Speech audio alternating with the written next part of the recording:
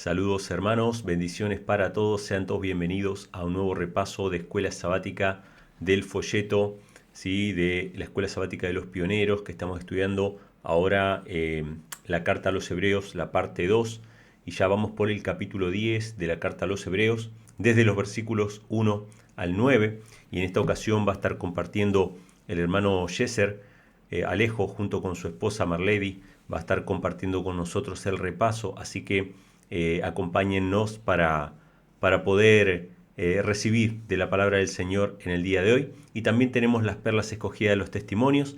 Queremos darle un gran saludo, un gran abrazo a todos aquellos que se conectan y que están presentes con nosotros a través del chat, ¿sí?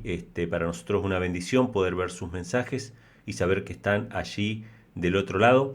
Así que sean todos bienvenidos, pueden descargar el folleto para aquellos que no saben del enlace que van a ver en la pantalla. ¿Sí? Pueden descargarlo del código QR y bueno, ya a este folleto le quedan un par de lecciones nada más, así que pueden descargar el próximo, el siguiente, para tenerlo ya disponible cuando comience el segundo trimestre de este año. Así que nada, sin más preámbulos, vamos a orar, vamos a pedirle a Dios que nos acompañe en este pequeño repaso el día de hoy, para que las palabras que leamos, que escuchemos, sean de bendición para nuestra vida. Vamos a orar.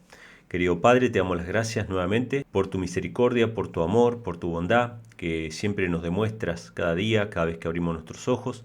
Te agradecemos por eso y también por tu palabra y tus promesas que nos sostienen en este mundo de pecado. Te damos las gracias, Padre, por todo. Dirígenos y acompáñanos en el nombre de Jesús. Amén. Muy bien, hermanos, tenemos entonces el repaso de la escuela sabática de parte de nuestros hermanos del ministerio El Clamor de Medianoche. Nuestro hermano Yeser Alejo junto con su esposa van a estar compartiendo el repaso y luego de eso vamos a pasar a las perlas escogidas de los testimonios que tenemos también el día de hoy. Así que preparemos nuestros corazones, nuestra Biblia, nuestro lápiz y papel si queremos anotar algunos pasajes y estén pendientes también si quieren dejar sus comentarios en el chat, sus acotaciones con respecto a este tema. Estaremos respondiendo sus mensajes durante toda la presentación.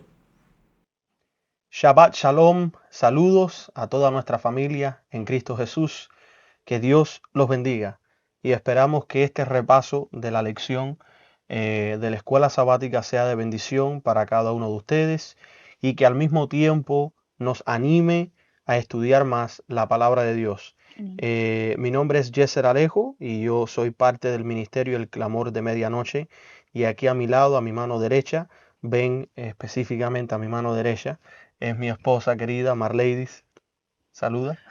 Mucho gusto estar con ustedes y estudiar la palabra de Dios, que es el mejor privilegio que tenemos.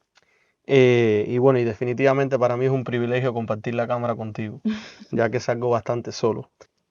Estamos estudiando la lección número 24, que es para esta semana, el 16 de marzo. Y bueno, Marlady, ¿cuál es la primera pregunta que tenemos en la lección de escuela sabática? Bueno, comenzamos estudiando el libro de Hebreos, capítulo 10, desde el versículo 1 al versículo 9. Y la primera pregunta es, ¿cuál era la naturaleza de la ley de los sacrificios? Y la respuesta la encontramos en Hebreos 10:1. Dice la palabra de Dios. Vamos a buscar en nuestras Biblias, Hebreos, capítulo 10, versículo 1. Y yo estoy leyendo versión Reina Valera Gómez.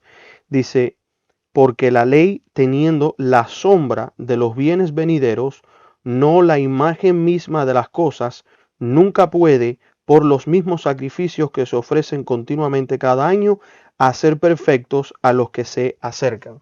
Así que la respuesta a nuestra primera pregunta es que ¿Cuál era la naturaleza de la ley de los sacrificios? Es que es una sombra. Era una sombra, una figura de algo que había que devenir. De lo por venir, exactamente. ¿Y cuál es la segunda pregunta? La segunda dice, ¿era exactamente igual a aquello de lo que era sombra? Bueno, la palabra de Dios dice que la sombra de los bienes venideros, no la imagen misma de las cosas, nunca puede, por los mismos sacrificios que se ofrecen continuamente cada año, hacer perfectos a los que se acercan. La respuesta es no, no es lo mismo. O sea, la sombra era lo que nos estaba señalando, lo que iba a venir en el caso de la perspectiva israelita, desde nuestra perspectiva era lo que estaba siendo anunciado, y entonces vemos que llegaría el punto donde se manifestaría exactamente la plenitud de lo que estaba representando esta sombra, ¿verdad? Bueno, ¿cuál es la tercera pregunta? La tercera pregunta dice, ¿qué diferencias había entre el sacerdocio de Aarón y el de Cristo? Bueno, muy interesante. Bueno, primeramente, obviamente, el sacerdocio de...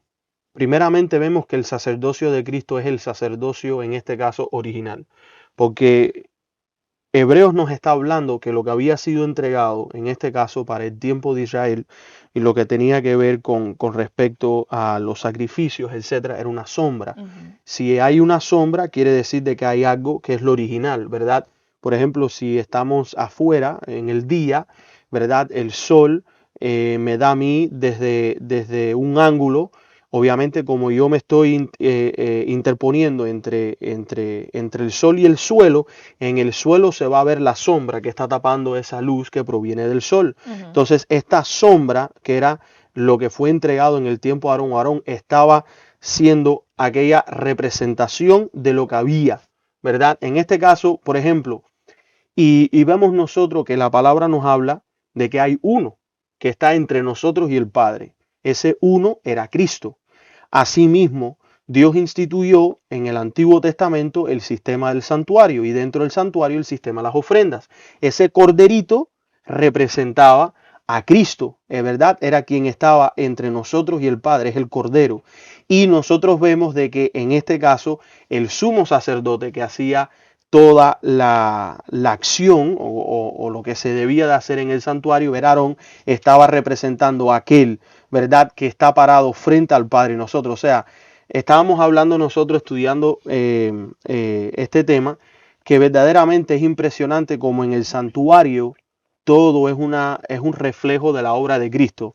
Aarón representaba a nuestro intercesor. El Cordero representaba el sacrificio que iba a limpiar el pecado. O sea, cada aspecto del santuario, de las fiestas, del sacrificio, desde el momento que empezaban a trabajar los sacerdotes, o sea, todo representaba la obra de Cristo. Todo era una sombra de lo que Cristo iba a hacer, ¿verdad? Es impresionante porque, como estábamos conversando, la manera en que Dios desplegó el sistema de sacrificios y el santuario aquí en la tierra es un espejo completamente de lo que está pasando en el cielo. Por ejemplo, yo le decía a mi esposo, cuando en la parte del santuario que todos podían ver, el atrio, ahí ocurrió el sacrificio del Cordero. En el tiempo de Jesús, todos los que estaban allí pudieron ver Exactamente el sacrificio del Cordero inmolado, Cristo Jesús.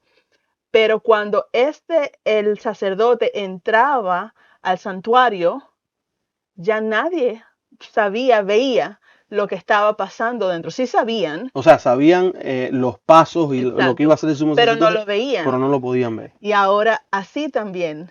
Cristo ya murió por nosotros. El mundo lo vio en tiempo vivo. La humanidad lo vio. Ajá. Y ahora Él está en el santuario celestial intercediendo por nosotros. Sabemos lo que está haciendo, pero no lo podemos ver. Es un espejo completamente. Correcto. ¿Cuál es la próxima pregunta? Bueno, otra cosa que debiéramos de hacer de diferencia entre el sacerdocio de Aarón y de Cristo, para aquellos que son un poco más estudiosos, es que Aarón estaba lo que era, o sea, Aarón era su propia orden, que era la orden levita, conocida como la orden levita, pero Cristo está bajo la orden de Melquisedec. Y es interesante que la orden levita empieza con Aarón, la orden de Melquisedec también empieza como Cristo, y es interesante que Cristo es el primero y es el último. Y hubieron otros Melquisedecs registrados en la Biblia, pero o sea, el Melquisedec de los Melquisedecs es Cristo. Y es interesante, mis queridos, como la orden levita estuvo para conllevar al pueblo de Israel a la primera venida de Cristo. Y ahora la orden de Melquisedec, que se aplica al pueblo remanente, a los 144,000, es la que va a estar presente para conllevar al pueblo hacia la segunda venida. O sea, como yo dije, esto lo comparto para aquellos que les gusta profundizar más, pero cada aspecto de lo que es el sacerdocio divino, todo lo que tiene que ver con el santuario, siempre tiene que ver con Cristo. En el caso de Aarón tenía que ver con la primera venida. En el caso de nosotros, después que Cristo ascendió al cielo, después de su sacrificio, de su resurrección, ahora nos señala a la segunda venida, ¿verdad? Ok, ¿cuál es la cuarta pregunta? La cuarta pregunta, bueno, nos viene haciendo un resumen de lo que la lección quiere llevarnos a ver, Enfatizar. enfatizar, que es hablar de las leyes ceremoniales, los sacrificios, y la pregunta dice, ¿podían los sacrificios de aquella ley hacer perfecto a alguien? Bueno, la respuesta está en su propio versículo. Dice que esta sombra no puede ofrecer, hacer perfectos a los que se acercan. Exacto. Por La eso, respuesta es no. no, por eso era necesario que viniera Cristo, Ujú. ¿verdad? Y Cristo amplifica entonces lo que estaba representando esta sombra, lo que estaba representando,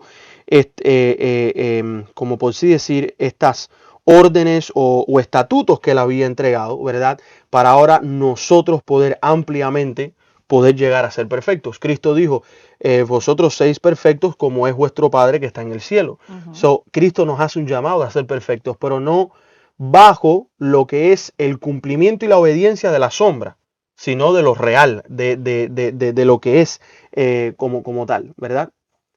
Ok, entonces, ¿cuál es la próxima pregunta? La pregunta dice, si hubiera podido, es decir, si la ley hubiera podido hacernos perfectos, Ujú. ¿cuál habría sido el resultado? Si Bueno, aquella ley ceremonial. vamos a ver la respuesta en el versículo 2. Dice la palabra de Dios, de otra manera cesarían de ofrecerse, ya que los adoradores limpios una vez no tendrían más conciencia de pecado.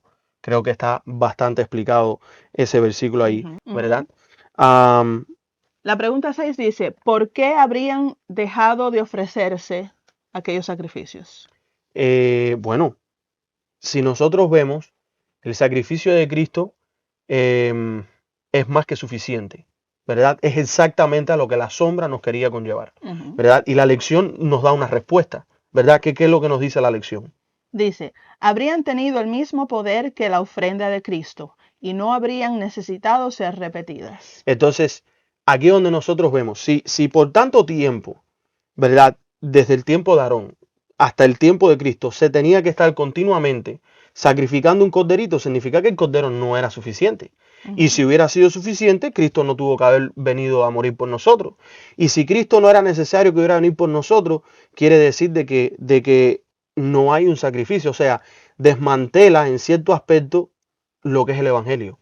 La palabra de Dios nos muestra a nosotros el Evangelio. Y hay un versículo que nos muestra la importancia del Evangelio. Juan 3:16. Porque de tal manera amó Dios al mundo que dio a su Hijo unigénito para que todo aquel que en él cree no se pierda, mas tenga vida eterna.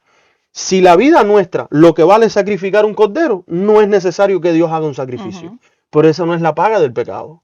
La paga del pecado conlleva muerte, conlleva sufrimiento, conlleva dolor. Y aquí donde vemos, mis queridos, que aquí es donde nosotros podemos ver que la desobediencia nuestra, la desobediencia de los hombres, conllevó incluso que nuestro propio Dios sufriera.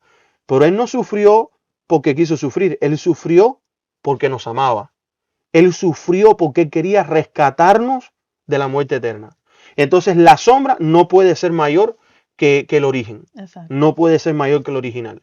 Y si hubiera sido el caso, entonces Cristo murió en vano, porque para eso tuviéramos tenido nosotros un corderito. Entonces es muy triste para aquellos cristianos o para aquellos que leen la Biblia que aún quieren seguir sacrificando un corderito. Porque entonces, ¿qué significado tiene Cristo en la cruz? ¿Qué significado tiene Juan 3:16? Que se cumplió en la cruz. Se cumplió cuando Cristo vino a este mundo y se despojó de su naturaleza, o sea, perdón, se despojó de sus atributos, dice la hermana White, de sus atributos divinos. Dice que vistió su divinidad con la humanidad. Yo lo pienso como, me viene a la mente la idea de estar en un lugar oscuro y tienes una linterna que es una luz menor.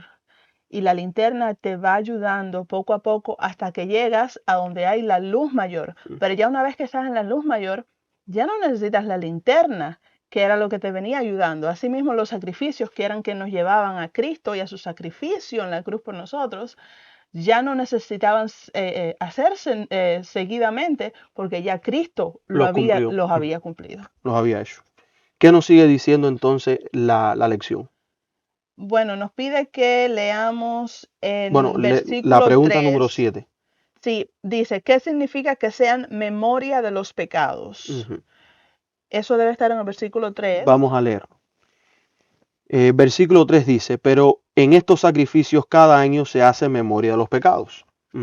¿Y cuál es la respuesta que nos da la lección? Dice, los continuos sacrificios eran continuos reconocimientos de pecado.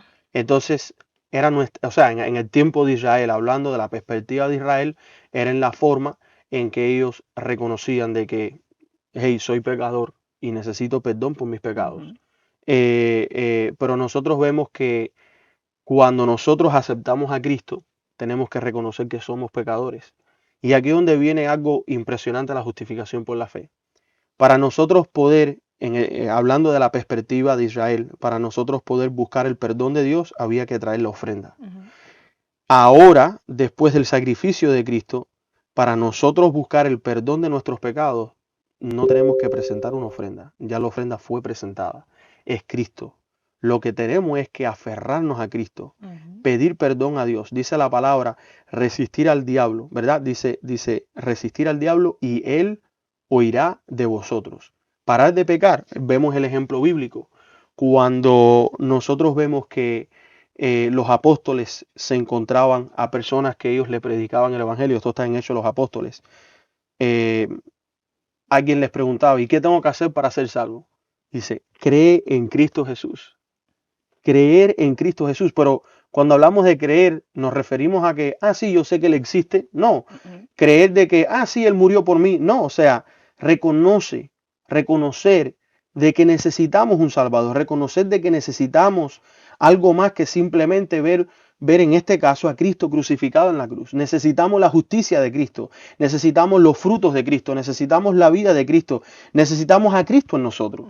El pueblo de Israel hacía estas cosas, traía su ofrenda, pedía perdón, pero era esperando a aquel que iba a venir y que por una vez y para siempre iba a morir y ya iba a ser más que suficiente. Pero nosotros ahora estamos viviendo en la perspectiva después que sucedió esto. Por lo tanto, yo miro hacia la cruz y sé que mi pecado es perdonado. Pero para que sea perdonado, tengo que creer. ¿Qué nos sigue ahora diciendo la pregunta número 8? La pregunta 8 nos dice, ¿por qué los pecados eran continuamente recordados? Y el versículo 4 nos dice, porque la sangre de los toros y de los machos cabríos no puede quitar los pecados. Exactamente. Pero ¿quién puede quitar los pecados? La sangre de Cristo Jesús, que limpia nuestras vidas. Por eso les digo, mis queridos, ya Cristo murió una vez. Ya Cristo entregó su vida, su sangre. Por lo tanto, ahora no estamos en la perspectiva desde el tiempo de Israel antes de la primera venida de Cristo, donde estamos esperando, ¿verdad?, al origen. No. Ya vino, ya murió, ya la ofrenda está presentada frente a Dios. ¿La vas a aceptar? ¿Te vas a aferrar a Cristo? ¿Vas a buscar de Cristo? Y esto en esencia es el mensaje de la justificación por la fe.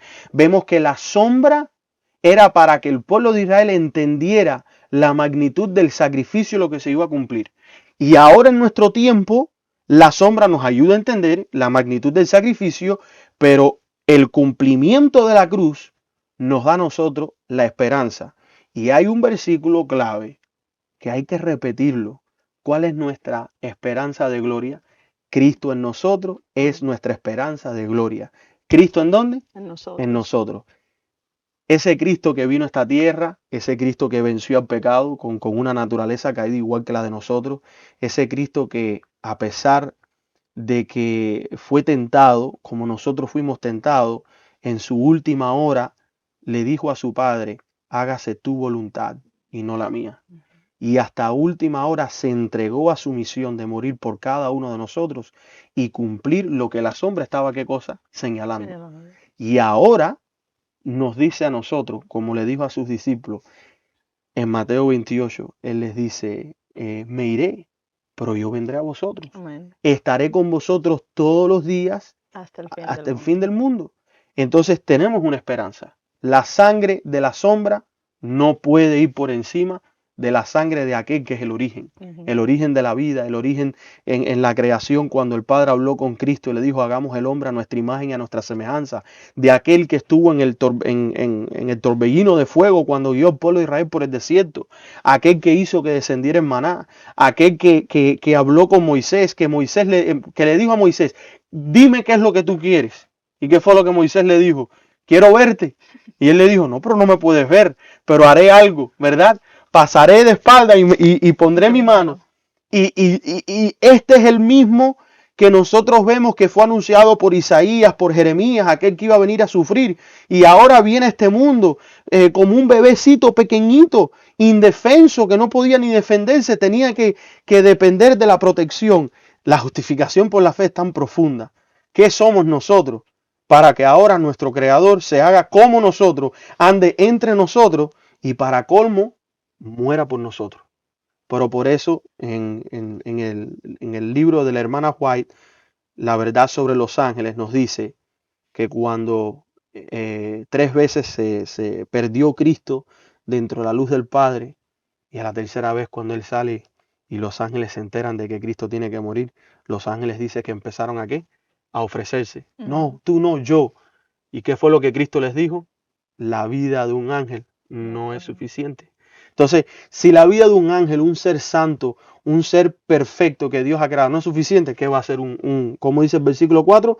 Sangre de los toros y de los machos cabríos no puede quitar los No pecados. puede. Solamente el Cordero Inmolado, el Hijo de Dios, ¿verdad? ¿Qué sigue diciendo? Pero bueno, ¿qué nos dice la... Pregunta 9. Ajá.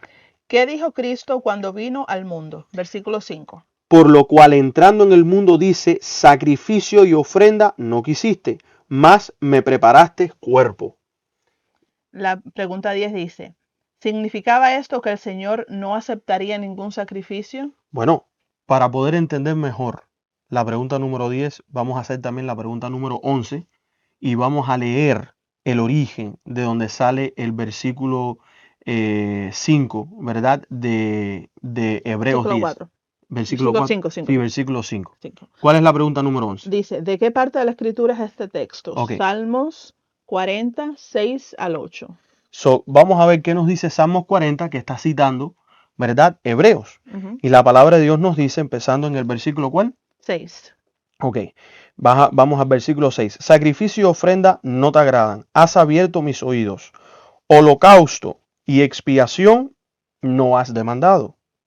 Entonces dije, he aquí, vengo en el rollo de este libro, vengo en el rollo del libro, está escrito de mí. Esto es Cristo hablando.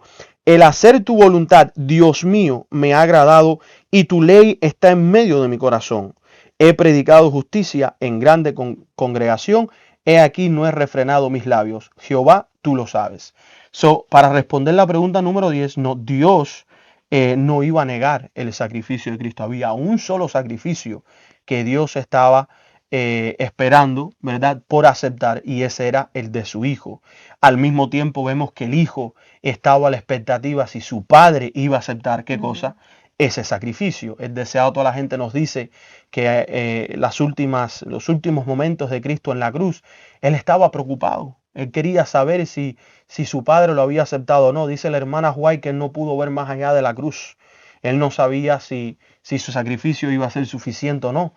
Pero nosotros vemos que cuando él resucita, que el ángel Gabriel viene y le dice, Jesús, levántate, que tu Padre te llama. Y ahí es donde nosotros vemos de que sí, Dios sí quiso aceptar un último sacrificio, porque ya esta sangre de toro, sacrificio. bueno, eso está mejor dicho, un único sacrificio, porque esta sangre de toros y de macho cabrito, que era la sombra, no era lo que, no, esto era mostrando lo por venir, lo que verdaderamente importaba, que era Cristo Jesús.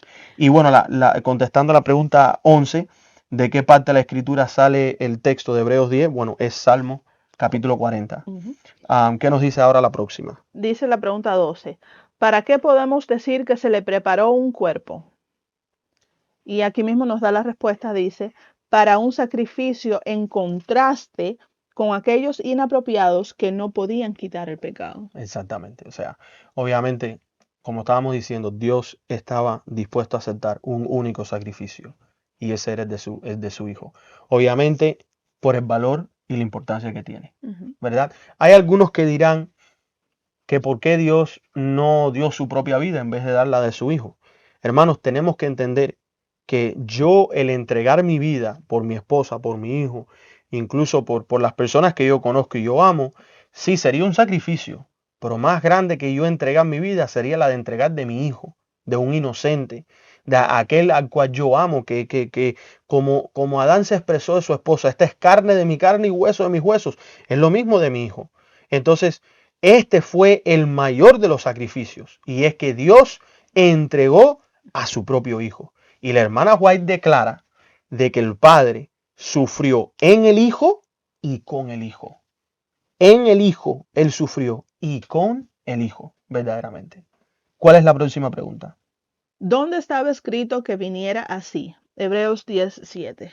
Dice la palabra, entonces dije, he aquí que vengo. En la cabecera del libro está escrito de mí para hacer, oh Dios, tu voluntad, como estábamos citando en Salmos capítulo 40, ¿verdad? Aquí dice, el lugar del libro se refiere sin duda al Pentateuco, pues el Salvador dijo que Moisés escribió de él, que era necesario que se cumpliese todo lo que está escrito de mí en la ley de Moisés. Y es interesante porque si nosotros estudiamos el Pentateuco, como estábamos diciendo al principio, que todo en el santuario tiene que ver con una referencia hacia Cristo, lo mismo lo vemos en el Pentateuco. Y es interesante que si tú empiezas en el Génesis y empiezas en Deuteronomio, tú llegas exactamente al medio del Pentateuco que está en Levítico y todo tiene que ver con Cristo. O sea, Cristo sí declaró que Él es el Alfa y el Omega, que en realidad en el hebreo sería, Él es el Aleph Taf. Pero más que simplemente el Aleph Taf, Él es el medio, Él es la mitad, Él es la plenitud, Él lo es todo. Literalmente Él lo es todo. Él es la vida y al mismo tiempo Él es el sacrificio. Él es la resurrección y Él es el que da la vida para aquellos cuando suene la trompeta, ¿verdad? O sea, todos los que mueren en Cristo, ¿qué? Serán resucitados. Mis queridos, Cristo lo es todo. Es increíble como el Padre lo ha puesto todo en qué cosa. En Cristo. Ok, ¿qué nos sigue diciendo la lección en la pregunta 14? Nos pregunta sobre el versículo 7 que acabamos de leer. ¿Para qué dijo que había venido? Bueno, él dice, para hacer, oh Dios, tu voluntad. ¿Ve? Cristo vino para hacer la voluntad de Dios. Padre. Que como estábamos mencionando, en las últimas horas de Cristo en este mundo, en esa oración tan preciosa, Él le dijo, que se haga tu voluntad, oh Padre. ¿Y qué cosa? Y no la mía. Y esto es un ejemplo para nosotros, un llamado. Como cristianos deberíamos estar dispuestos a hacer la voluntad del Padre antes de nuestra propia voluntad. La pregunta 15 dice, ¿de qué dos cosas se habla en los versículos 6 y 7? Bueno, estamos viendo lo que son las ofrendas, los holocaustos, lo que es esta sombra y al mismo tiempo estamos viendo el cumplimiento de la voluntad de Dios, ¿verdad? La pregunta 16 nos dice, ¿qué aprendemos acerca de la voluntad de Dios en el versículo del cual se cita esto, el cual es Salmos 48? Que habíamos leído al principio. O sea, principio no, hace un momentico. Bueno, vamos a regresar a Salmos 40. Versículo 8. Y la palabra nos dice, un momentico hermanos. ¿Qué aprendemos acerca de la voluntad de Dios? Versículo 8 nos dice, el hacer tu voluntad, Dios mío, me ha agradado. ¿Verdad? Y tu ley está en medio de mi corazón. Amén. Y es interesante porque, por ejemplo, nosotros vemos esto que es lo que declara Cristo, pero mira ahora lo que declara Salmos. Y esto es un llamado para el pueblo remanente. ¿Qué nos dice Salmos capítulo 1? Es un salmo muy conocido. Dice, bienaventurado el varón que no anduvo en consejo de malos, ni estuvo en camino de pecadores, ni en silla de escarnecedores se ha sentado. Antes a la ley de Jehová está su delicia. Estas son las palabras de Cristo en Salmos 40. Y en su ley medita de día y de noche, haciendo la voluntad de ¿quién? De Dios Padre. Y será como árbol plantado junto a corrientes de aguas que da su fruto en su tiempo y su hoja no cae y todo lo que hace prosperará. No así los malos que son como el tamo que arrebata el viento. Por tanto no se levantarán los malos en el juicio ni los pecadores en la congregación de los justos. Porque Jehová conoce el camino de los justos, mas la senda de los malos perecerá. ¿Es la ley la voluntad de Dios? Dice la pregunta Bueno, 17. eso es completamente. Y el mismo Cristo fue quien declaró, no he venido a abrogar o a pisotear o a echar hacia el lado la ley, sino que he venido a qué? A cumplir la ley. Ujú. Y los profetas, ¿ves? Pues como él dice, y yo estoy escrito desde el principio en el Pentateuco, él vino a cumplir lo que fue dado y entregado desde el tiempo de Moisés. Así que definitivamente, la ley de Dios es la voluntad de Dios. Ese es su carácter. Pregunta 18. ¿Dónde dijo Cristo que estaba la ley? En el Salmos 48, Bueno, ¿dónde dijo que estaba la ley? estaba En su corazón. Vamos a leer Romanos 2, 17 y 18. dice, he aquí tú tienes el sobrenombre de judío y te apoyas en la ley y te glorías en Dios y conoces su voluntad y apruebas lo mejor siendo instruido por la ley. Y obviamente cuando en el Nuevo Testamento hablamos de la ley, se refiere a qué cosa? En Pentateuco, Ujú. en el Antiguo Testamento. Es interesante como dice, conoces su voluntad, está hablando de la voluntad del Padre, Ujú. apruebas lo mejor siendo instruido por la ley. Así que la ley nos instruye A la acerca de la voluntad voluntad de de Dios. Dios. Así que ahí tenemos nuestra respuesta y nuestra base bíblica. Ujú. ¿Cuál es la próxima pregunta? La pregunta 18 nos dice, ¿dónde dijo Cristo que estaba la ley? Bueno, cuando lo habíamos leído en el versículo 8, él dijo que estaba en su corazón, Salmos 48. ¿verdad? Ujú. Pregunta 19 dice, ¿dónde prometió Dios poner su ley en el nuevo pacto? Bueno, vamos de nuevo al libro de Hebreos, Hebreos ¿verdad? 8, 10. Hebreos capítulo 8 Versículo 10. dice, porque este es el pacto que haré con la casa de Israel después de aquellos días, dice el Señor, pondré mis leyes en sus mentes y sobre sus corazones las escribiré, y seré a ellos por Dios y ellos me serán a mí por Padre. pueblo. Por pueblo, perdón. Ajá. Él será para nosotros padre y nosotros seremos para él su pueblo, Pueblo. sus hijos. ¿Ok? Así que estará en nuestra mente y en nuestro corazón. Ujú. Pregunta 20. ¿Quién es el mediador para el cumplimiento de esta promesa? Lo que estábamos mencionando es Cristo. Cristo es quien Siempre. está entre el Padre y nosotros. Y el Antiguo Testamento es la sombra de este mediador. O sea, es la sombra de la obra de este mediador, del trabajo que iba a cumplir este mediador. La pregunta 21 nos dice, ¿haría el sacrificio que hizo para cumplirla si la ley no estuviera en su propio corazón? Bueno, la respuesta es no. No, Eso es bien, bien obvio. bien obvio, sí. Pregunta 22. ¿Qué significa que quitó lo primero? Bueno, ¿Qué era lo primero? obviamente la sombra. Las sombras. ¿Qué eran las sombras? El sistema de sacrificios y ofrendas. Ujú. ¿Qué nos dice la Biblia? Versículo Hebreos 9. 10:9. Entonces dijo, he aquí que vengo para hacer, oh Dios, tu voluntad, quítalo primero para establecer lo postrero. ¿Y qué es lo postrero? Es Cristo. Cristo. Esa era la siguiente pregunta. ¿Qué es lo postrero que vino a establecer? Dice, ¿qué cosa dice ahí? Su voluntad. Dice que, exacto, lo postrero era la voluntad del Padre, que fue lo que Cristo El vino a sacrificio de cumplir aquí. el en su único sacrificio. sacrificio, como habías dicho, que el Exactamente. Padre estaba dispuesto por aceptar. La lección nos termina con una nota y nos dice, el versículo 9 también ha sido distorsionado por los añadidos injustificados De de los los teólogos, que han puesto sus teorías en sus traducciones. En cierta traducción del Nuevo Testamento, de grandes pretensiones se hace leer, quita la primera voluntad para establecer la segunda. No.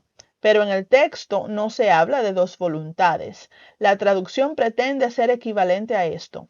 Quita el primer pacto para establecer el segundo.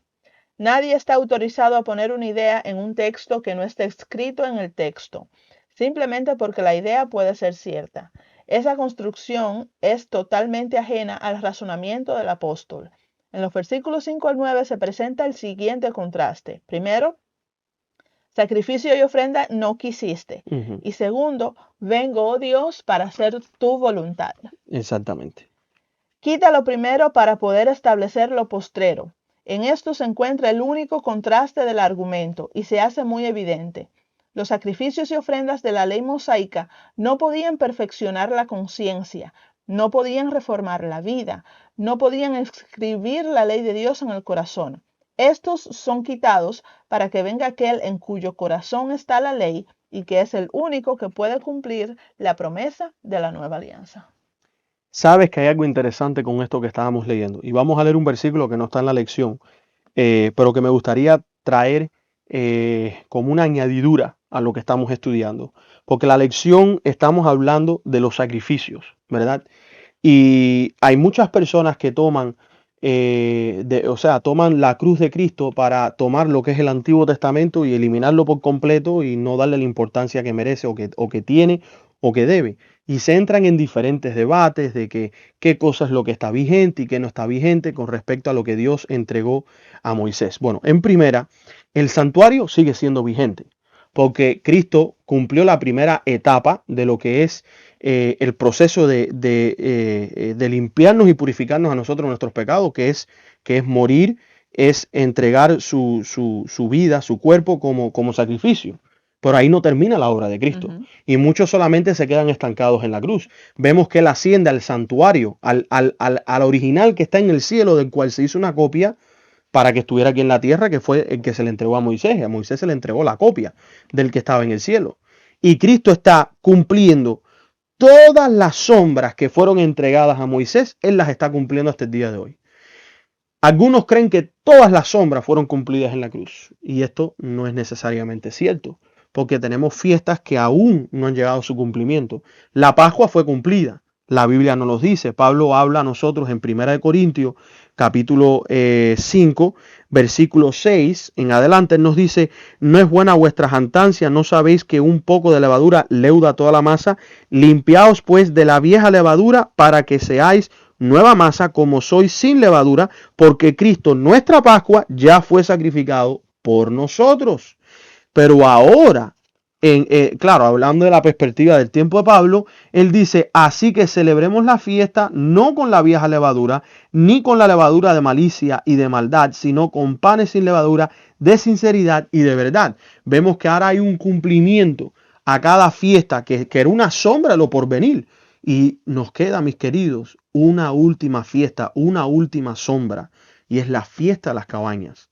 Porque nosotros vemos que las fiestas del Yom Kippur, que tiene que ver con el día de la expiación, ¿cuándo fue que se cumplió? Como pueblo adventista, que es lo que nosotros sabemos a través de la Biblia, octubre 22, ¿de qué año? 1844. Cuando Cristo pasó del lugar santo al lugar santísimo. Y ahora nosotros estamos viendo y estamos entendiendo de que verdaderamente hay un llamado especial. Y esta no es la única sombra que está por cumplirse. Hay varias sombras que nosotros encontramos en la Biblia, en el Antiguo Testamento, que tienen que cumplirse para hoy. Incluyendo aquel pedido especial que le hizo Moisés a Cristo, que le dijo, quiero verte, ¿verdad? ¿Y cuál es la promesa para los 144,000 de este tiempo? Daniel capítulo 12 nos dice a nosotros que estos entendidos resplandecerán como que... Como Moisés. Resplandecerán como el sol. ¿Por qué? Porque así como Moisés fue expuesto a la gloria de Cristo, nosotros, o sea, los que vayamos a ser parte de los 144,000, aquellos que nos estemos tratando de con toda nuestra fuerza ser parte de este número, tendremos esta bendición, ¿verdad? Privilegio. Ese privilegio. Ahora, antes de terminar y cerrar el estudio, queremos compartir unas citas de la hermana White que vamos a compartir y ustedes pueden verlo aquí. La primera cita, la mayoría en realidad están en Patriarcas y Profetas. La hermana White nos dice, la mitra del sumo sacerdote consistía en un turbante de lino blanco que tenía una plaquita de oro sostenida por una cinta azul con la inscripción Santidad a Jehová. Todo lo relacionado con la vestimenta y la conducta de los sacerdotes había de ser tal que inspirara en el espectador el sentimiento de la santidad de Dios, de lo sagrado de su culto y de la pureza que exigía a lo que se acercaban a su presencia. No solo el santuario mismo, sino también el ministerio de los sacerdotes debía servir de figura y sombra a las cosas celestiales. Hebreos 8:5, que esto era lo que estábamos diciendo, que todo en el Antiguo Testamento, todo en el santuario es una sombra de las cosas celestiales. Exacto, específicamente de la obra de Cristo. Por eso era de suma importancia y el Señor por medio de Moisés dio las instrucciones más claras y precisas acerca de cada uno de los puntos de este culto simbólico. Todo lo que sucede en el Antiguo Testamento era un culto simbólico. Pero Cristo le dijo a la mujer samaritana cuando estaba al lado del pozo, llegará el día y ahora viene que la oración al Padre será ¿en qué cosa? En espíritu y en verdad. No simbólico, en espíritu y en verdad. Segunda cita, como se ha dicho, el santuario terrenal fue construido por Moisés conforme al modelo que se le mostró en el monte, lo que es símbolo para el tiempo presente, según el cual se presentan ofrendas y sacrificios. Los dos lugares santos eran figuras de las cosas celestiales. Cristo, nuestro gran sumo sacerdote, es el ministro del santuario y de aquel verdadero tabernáculo que levantó el Señor y no hombre. Hebreos 9:9, 23 y capítulo 8, versículo 2. Cuando en visión se le mostró al apóstol Juan el templo de Dios que está en el cielo, vio allí 7 lámparas de fuego que delante del trono ardían. Vio también a un ángel con un incensario de oro y se le dio mucho incienso para añadirlo a las oraciones de todos los santos sobre el altar de oro que estaba delante del trono. Apocalipsis 4 y Apocalipsis 8 nos habla de esto.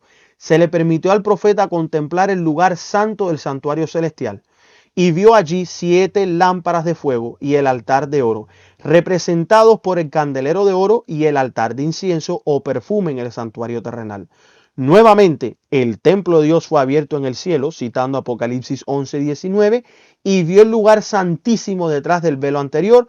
Allí contempló el arca de su pacto, representada por el arca sagrada construida por Moisés para guardar la ley de Dios. Quiero regresar a lo que yo estaba diciendo originalmente con respecto a las cosas que fueron en este caso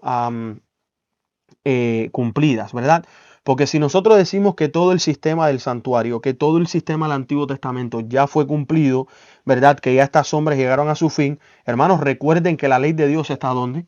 Dentro del lugar santísimo y está presente dentro del santuario. No podemos decir de que el sistema completo del santuario o todo lo que Dios entregó a Moisés ya cesó en la cruz. No. Hay cosas que se le entregaron a Moisés que se aplican para nuestro tiempo y todavía tienen un cumplimiento para nuestro tiempo. O sea, esa sombra aún no ha llegado a su pleno cumplimiento. Moisés mismo es un representante de aquellos que van a ser de los 144,000, pero al mismo tiempo de aquellos que van a resucitar y ser llevados al cielo, porque Moisés murió, pero Dios lo resucitó y se lo llevó al cielo. O sea, estamos viendo sombras de lo porvenir. Por eso me viene mucho a la mente la cita de la hermana White, donde ella dice que los profetas de antaño profetizaron más para nuestro tiempo que para su propio tiempo. Se aplica lo mismo con el tema del santuario. El tema del santuario y esta sombra se aplicó más a la obra de Cristo en esta tierra y el cumplimiento de las cosas celestiales que más bien lo que tenían que hacer los mismos israelitas en su tiempo. Y nos queda, creo que, 2 citas más. Dice, en el gran día del juicio final, los muertos han de ser juzgados por las cosas que están escritas en el libro, según sus obras, Apocalipsis 20:12. Entonces, por el poder de la sangre expiatoria de Cristo, porque esa es la sangre que cuenta, ¿verdad? No la de los toros ni la de los machos cabríos. Los pecados de todos los que se hayan arrepentido sinceramente serán borrados de los libros celestiales. En esta forma el santuario será liberado o limpiado de los registros del pecado. En el símbolo está esta gran obra de expiación o el acto de borrar los pecados estaba representada por los servicios del día de la expiación, o sea, de la purificación del santuario terrenal, la cual se realizaba en virtud de la sangre de la víctima y por la eliminación de los pecados que lo manchaban. Y para terminar en este estudio, mis queridos, Cristo en su santuario, que es un libro recopilado, nos dice, no solo el santuario mismo, sino también el ministerio de los sacerdotes debía servir de figura y sombra a las cosas celestiales. Por eso era de suma importancia y el Señor por medio de Moisés dio las más definidas y precisas instrucciones acerca de cada uno de los puntos de este culto simbólico. Mis queridos, si era importante que para los sacerdotes todo fuera santo, que todo tuviera una representación del carácter santo y divino de Dios, ¿qué nos espera de nosotros hoy? que no estamos viviendo en el culto simbólico, sino en el culto verdadero, en espíritu y en verdad. y en verdad. O sea, verdaderamente es un llamado. A Moisés se le dio las instrucciones para, en este caso, levantar un santuario, una sombra, poner en práctica estos ritos, ¿verdad? Estos rituales, pero a nosotros se nos ha dado ahora otra misión, y es la de cumplir la verdadera adoración en espíritu y en verdad, no en un culto simbólico, no siguiendo ya las sombras de lo que ha de por venir porque ya vino, sino creyendo en aquel que vino, que murió por Y nosotros y aceptando el sacrificio. aceptando el sacrificio que expió nuestros pecados, la sangre de Cristo Jesús. Hay un himno precioso, bueno, en realidad hay varios, ¿verdad? Pero hay uno que nos viene a la mente ahora, que es muy bonito y nos gustaría cantarlo para ustedes, para que puedan ser bendecidos con esta letra. Y el himno dice así: ¿Quieres ser salvo de toda maldad? Tan solo hay poder en mi Jesús. ¿Quieres vivir y gozar santidad? Tan solo hay poder en Jesús. Hay poder, sí, sin igual poder en Jesús, quien murió. Hay poder, sí, sin igual poder en la sangre que Él vertió. Bueno, muchas gracias a cada uno de ustedes. Ha sido para nosotros un privilegio y un honor el poder compartir con cada uno de ustedes este estudio.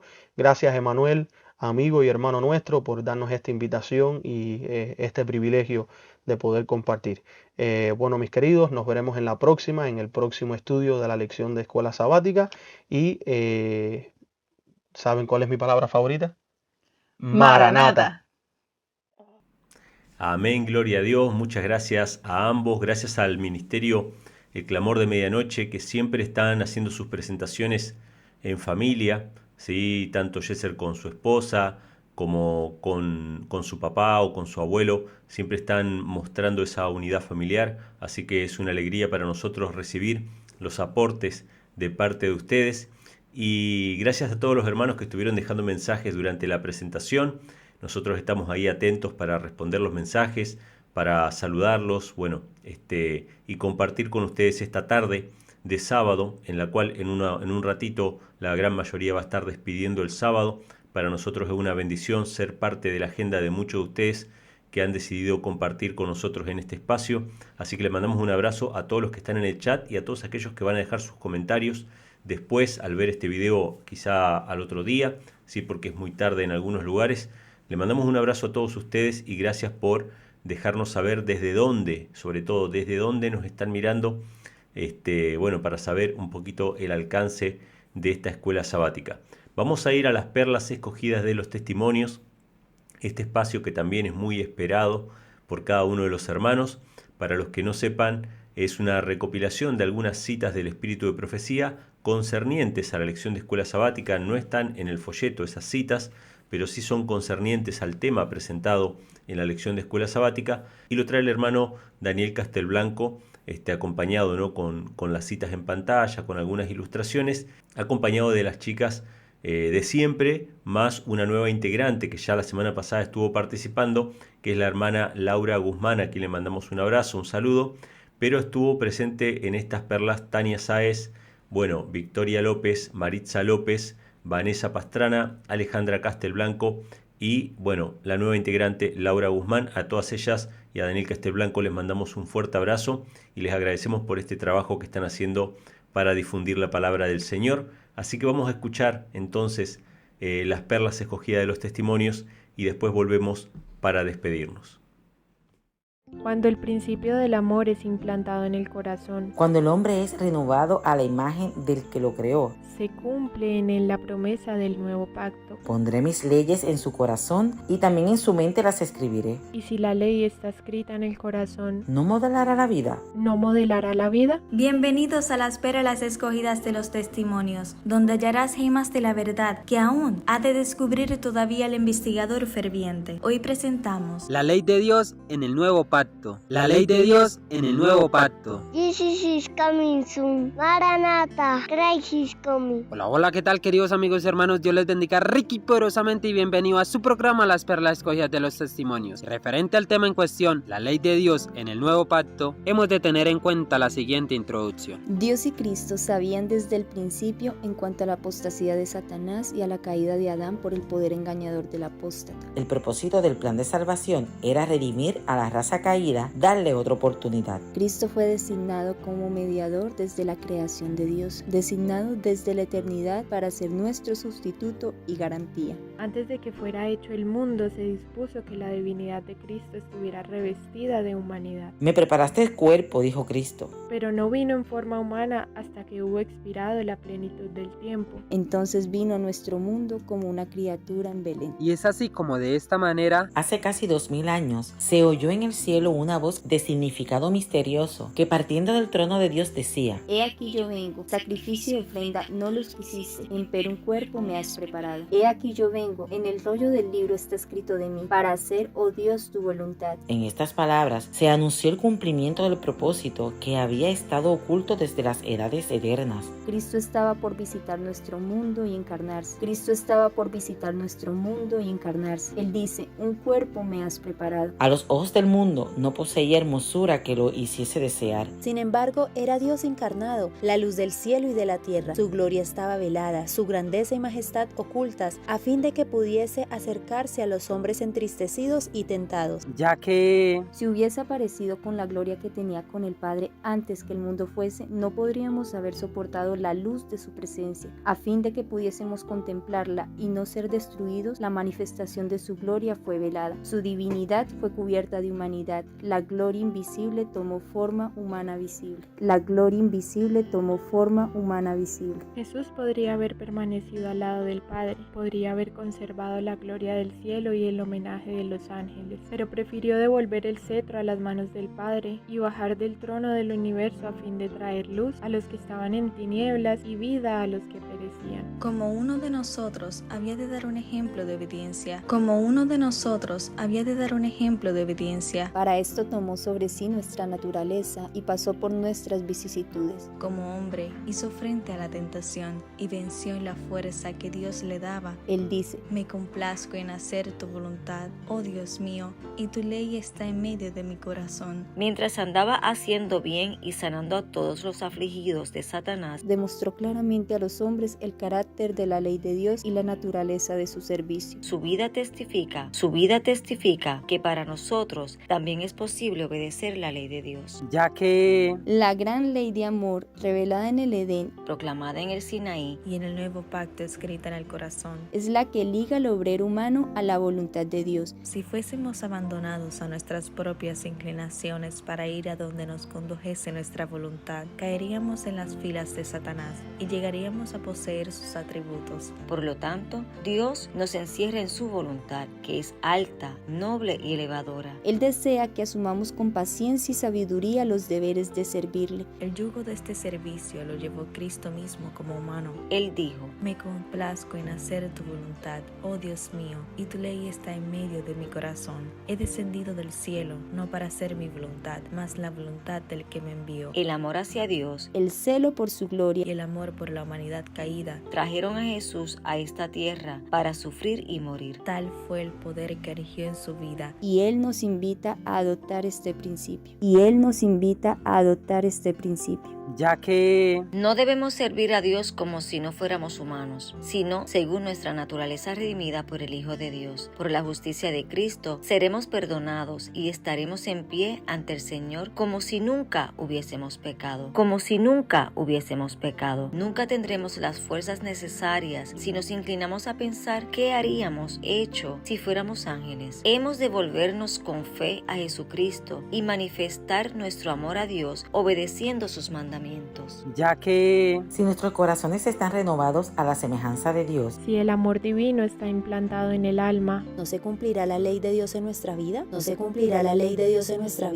Cuando el principio del amor es implantado en el corazón. Cuando el hombre es renovado a la imagen del que lo creó, se cumple en él la promesa del nuevo pacto. Pondré mis leyes en su corazón y también en su mente las escribiré. Y si la ley está escrita en el corazón, ¿no modelará la vida? La obediencia, es decir, el servicio y la lealtad que se rinden por amor, es la verdadera prueba del discipulado. No existe tal cosa como seguir a Cristo a menos que rehúses satisfacer tus inclinaciones y decidas obedecer a Dios. No son tus sentimientos ni tus emociones los que te hacen un hijo de Dios. No son tus sentimientos ni tus emociones los que te hacen un hijo de Dios, sino el hacer la voluntad de Dios. Si tu voluntad llega a ser la voluntad de Dios, te espera una vida de utilidad. Ya que el infinito sacrificio de Dios al dar a Jesús su amado Hijo para que fuese sacrificado por el pecado le permite decir, sin violar ningún principio de su gobierno: entrégate a mí, dame tu voluntad, sustráela del dominio de Satanás y yo tomaré posesión de ella. Entonces podré obrar en ti el querer y el hacer según mi voluntad. Cuando Él te da la mente de Cristo, tu voluntad llega a ser como la suya y tu carácter se transforma para ser como el carácter de Cristo. ¿Es tu propósito hacer la voluntad de Dios? ¿Es tu propósito hacer la voluntad de Dios? ¿Quieres obedecer las Escrituras? ¿Quieres obedecer las Escrituras? Preguntas para meditar y reflexionar, ya que la luz que resplandece de la cruz revela el amor de Dios. Su amor nos atrae a Él. Si no resistimos esta atracción, seremos conducidos al pie de la cruz arrepentidos por los pecados que crucificaron al Salvador. Entonces el Espíritu de Dios produce por medio de la fe una nueva vida en el alma. Los pensamientos y los deseos se sujetan en obediencia a la voluntad de Cristo. El corazón y la mente son creados de nuevo a la imagen de aquel que obra en nosotros para someter todas las cosas así. Entonces la ley de Dios queda escrita en la mente y el corazón y podemos decir como Cristo: el hacer tu voluntad, Dios mío, hame agradado. Así sucede también con toda alma en la cual mora Cristo, la esperanza de gloria. Ella repite lo que dijo él: me complazco en hacer tu voluntad, oh Dios mío, y tu ley está en medio de mi corazón. Amén, gloria a Dios. Por tal motivo, queridos amigos y hermanos, he aquí la perla de gran precio, la perla de gran valor, y es la de que la promesa del nuevo pacto es: pondré mis leyes en sus corazones y en sus mentes las escribiré. Mientras que con la muerte de Cristo iba a desaparecer el sistema de los símbolos que señalaban a Cristo como Cordero de Dios, que iba a quitar el pecado del mundo, los principios de justicia expuestos en el Decálogo son tan inmutables como el trono eterno.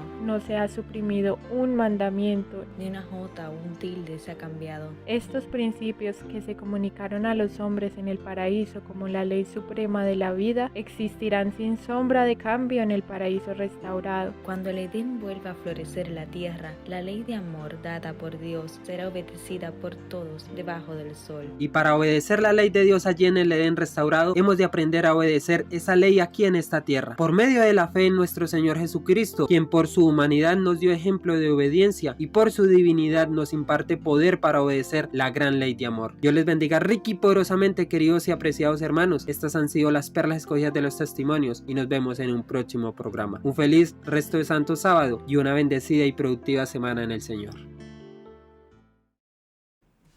Amén, gloria a Dios. Muchas gracias, hermanos, por participar con estas perlas escogidas. Gracias a todos los hermanos que están dejando sus comentarios, sus saludos, que están dejando desde dónde son. Últimas reuniones que hemos tenido, la semana pasada y la anterior, hemos llegado más o menos a los 100 espectadores o 100 dispositivos conectados, lo que nos da a pensar que hubieron unas 200 personas mirando en ese momento. Después hay más que lo ven después, ¿no? Pero que estuvieron mirando en ese momento. Estimamos un promedio de 200 personas, así que agradecidos a Dios por eso. Esperamos que este sábado sean más todavía. Y hagan su parte, hermanos, de compartir. Yo siempre tiro el enlace en el grupo de WhatsApp, que está el enlace acá del grupo de WhatsApp. Si alguno no sabe cómo entrar, me deja saber en los comentarios o en el chat y yo le mando el enlace. No es muy difícil. Entran al grupo de WhatsApp. Yo siempre tiro el enlace ahí el día anterior, es decir, el viernes. Entonces ustedes ya lo tienen el viernes y también lo pongo en las redes sociales, en Facebook, ¿sí?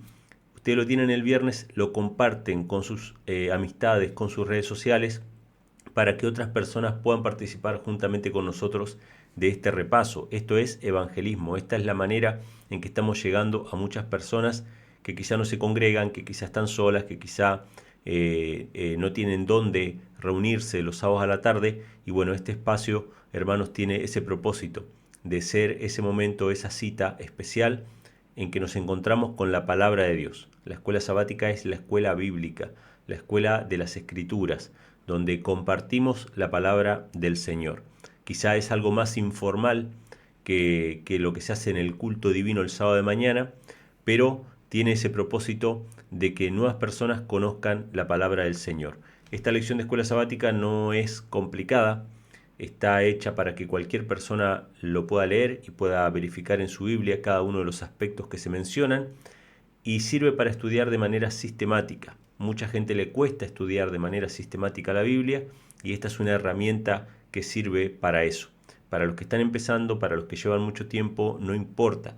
La escuela sabática es para todo el mundo. Así que ayúdennos, den like a este video, compártanlo en sus redes sociales, aunque la gente lo vea más tarde, no importa. Y ayúdanos a difundir, inviten gente para participar en esta escuela sabática. Así que bueno, hasta aquí hemos llegado el día de hoy. Espero que haya sido de bendición este repaso. Vamos a pedirle a Dios que nos acompañe durante el resto de la semana. Querido Padre, te damos las gracias por este espacio que hemos tenido para estudiar tu palabra. Bendícenos y ayúdanos para que en esta semana estemos tomados de tu mano, aunque se termine el sábado, que podamos estar en la atmósfera celestial cada uno de los días de la semana. En el nombre de Jesús te lo pedimos. Amén. Muy bien, hermanos, nos despedimos entonces hasta la semana que viene, Dios mediante, para compartir ya las últimas lecciones que nos quedan de este trimestre de Carta a los Hebreos, parte número 2. Les mando un fuerte abrazo, que Dios les bendiga y nos veremos, Dios mediante, la semana que viene.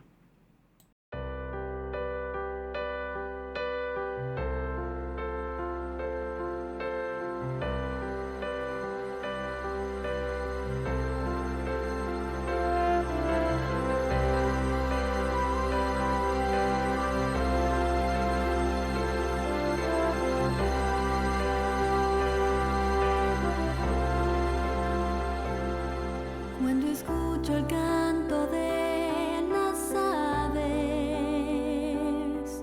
cuando veo las hermosas olas de la mar, cuando siento el aire que respiro, yo me gozo en tu sábado, Jesús, porque la señal entre tú y yo.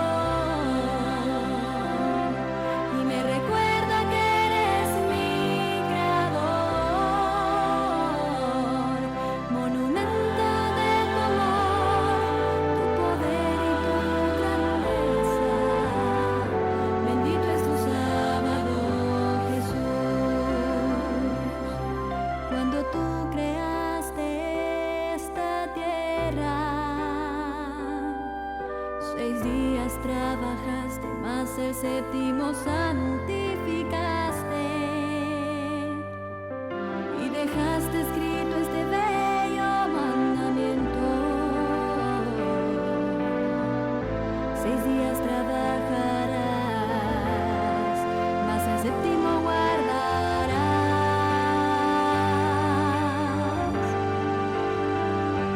Cuando estuviste en esta tierra lo guardaste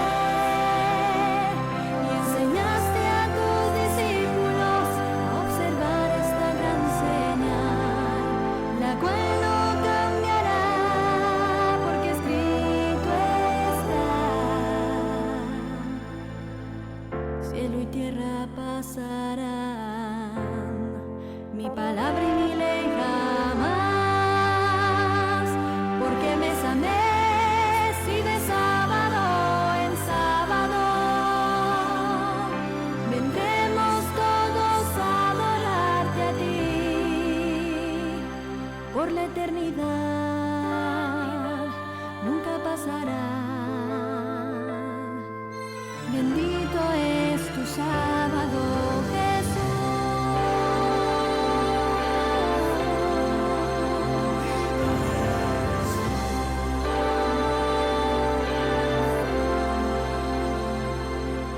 Cuando observo tu creación, me lleno de pues sé que hallo consuelo en ti, Jesús. Con cada árbol, cada flor, con el canto de las aves, te siento muy cerca, Señor, porque es la señal entre tú y yo, y me recuerda que eres mi creador, monumento de tu amor, tu poder y tu grandeza. Bendito es tu sábado, Jesús.